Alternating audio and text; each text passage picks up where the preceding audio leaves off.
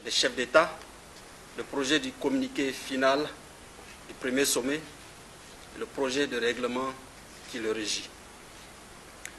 Au cours de cette rencontre de Ouagadougou, que nous avons eu l'honneur d'accueillir, recommandation nous a été faite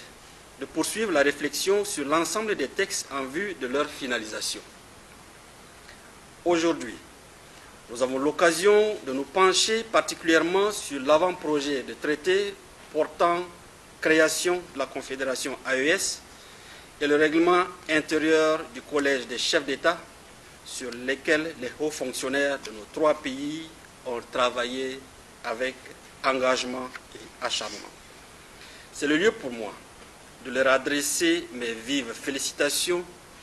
pour le travail abattu en une journée afin de nous offrir des projets de textes consensuels que nous devons examiner et valider au cours de notre réunion de ce jour. Le capitaine Ibrahim Traoré, président de la transition, chef de l'État du Burkina Faso, est résolument engagé aux côtés de ses pairs, chefs d'État du Mali et du Niger, pour la construction de notre alliance commune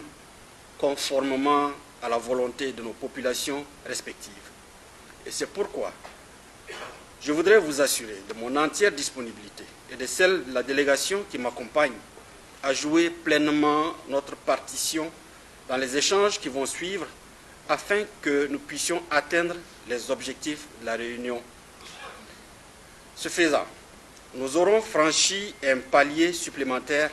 qui nous conduira inexorablement vers le sommet inaugural des chefs d'État de l'AES et par voie de conséquence vers le parachèvement du processus d'opérationnalisation de notre alliance. Les attentes de nos populations sont nombreuses et légitimes et nous avons le devoir de les combler par des actions fortes et pérennes qui placeront définitivement nos trois pays sur les sentiers du développement et de la sécurité.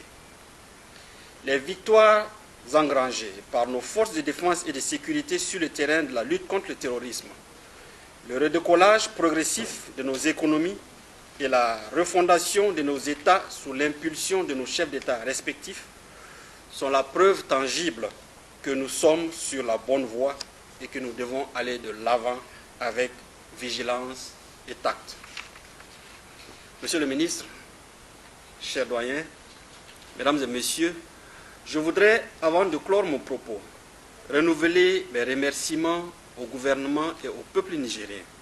pour les commodités et les dispositions prises pour la tenue effective de notre réunion et souhaiter par la même occasion que nous ayons des discussions franches et fructueuses.